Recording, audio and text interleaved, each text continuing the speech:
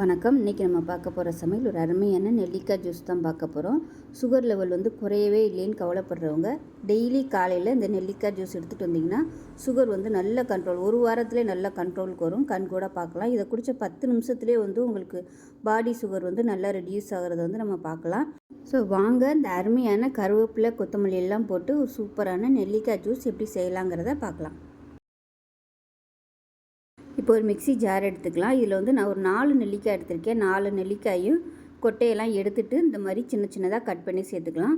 நீர்க்கடுப்பு பிரச்சனை இருக்கும்போது இந்த நெல்லிக்காய் ஜூஸ் எடுத்துக்கிட்டு வந்திங்கன்னா உங்களுக்கு அந்த நீர்க்கடுப்பு பிரச்சனை சரியாகும். நல்ல நீர் வெளியேறும். இப்போ நம்ம அடுத்ததாக சேர்க்க போகிறது ஒரு கைப்பிடி அளவுக்கு கொத்தமல்லி இலை சேர்த்துக்கலாம். கொத்தமல்லி இலையும் சுகர் லெவல் நல்ல கண்ட்ரோல் ஆகும். அதே சமயம் ரத்தத்தில் வந்த சுகரை நல்லா கிளியர் பண்ணி கொடுக்கும். இப்போ அடுத்ததாக நம்ம சேர்க்க போகிறது ஒரு கைப்பிடி அளவுக்கு கருவேப்பிலை இலை சேர்த்துக்கலாம். இதுவும் சுகர் லெவல் நல்லா கண்ட்ரோல் பண்ணும். அதே சமயம் நல்ல செரிமான சக்தி கொடுக்கும். கல்லீரலோட செயல்பாடு அதிகரிக்கும். கண் பார்வை தெளிவடையும். அதே சமயம் பசியின்மையையும் இந்த கருவேப்பிலை போக்கும். இப்போ அடுத்ததாக ஒரு பிஞ்ச் அளவுக்கு சீரகம், ஒரு 10 மிளகு சேர்த்துக்கலாம். இதுவும் உடம்புல உள்ள நச்சுத்தன்மையை போக்கும். அதே சமயம் சுகர் லெவலையும் கண்ட்ரோல் பண்ணும் சீரகமும் மிளகும்.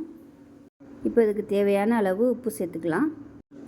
அடுத்ததாக ஒரு இன்ச் அளவுக்கு இஞ்சி சேர்த்துக்கலாம். இஞ்சியும் சுகர் லெவல் நல்லா கண்ட்ரோல் பண்ணும். நெஞ்சில் சளி பிரச்சனை இருந்துச்சுனாலும் அதை ரிமூவ் பண்ணிடும். ஸோ செரிமான சக்தியும் அதிகமாகும். இப்போ கொஞ்சமாக தண்ணி ஊற்றிக்கலாம். நான் சுடு தண்ணி தான் சேர்த்துருக்கேன். கொஞ்சம் நல்லா ரொம்ப கொதிக்க இல்லாமல் கொஞ்சம் லைட்டாக வெதுவெதுன்னு இருக்கிற மாதிரி தண்ணி சேர்த்துட்டு ஃபஸ்ட்டு அரைச்சி எடுத்துக்கிட்டு மறுபடியும் ஒரு 1/4 டம்ளர் அளவுக்கு வெதுவெதுப்பான தண்ணி சேர்த்து நல்லா அரைச்சி எடுத்துக்கலாம். இப்போ இது வடிகட்டி எடுத்துக்கலாம். நல்லா வடிகட்டி எடுத்துகிட்டு தேவையான அளவுக்கு நம்ம தண்ணி சேர்த்துக்கலாம்.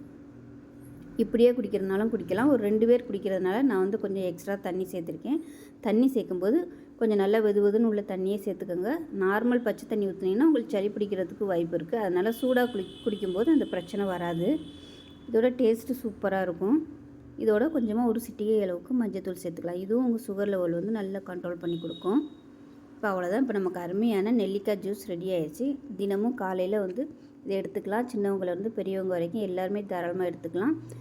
சுடுதண்ணி சேர்த்து சாப்பிடும்போது நமக்கு சளி பிரச்சனை வராது. சின்ன பிள்ளைங்களுக்கும் தாராளமாக கொடுக்கலாம். எக்கச்சக்கமான விட்டமின் சி சத்து இருக்குது. நோய் எதிர்ப்பு சக்தியும் அதிகமாகும். முடி கொட்டுற பிரச்சனை இருக்கவங்க கூட இதை தாராளமாக தினமும் எடுத்துகிட்டு வரலாம். அவ்வளோதான், அருமையான இந்த ஜூஸ் ரெடி ஆகிடுச்சு. செஞ்சு பாருங்கள். செஞ்சு பார்த்துட்டு எப்படி வந்துச்சுங்கிறத சொல்லுங்கள். வீடியோ பிடிச்சிச்சுன்னா லைக் பண்ணுங்கள், கமெண்ட் பண்ணுங்கள், சப்ஸ்கிரைப் பண்ணுங்கள்.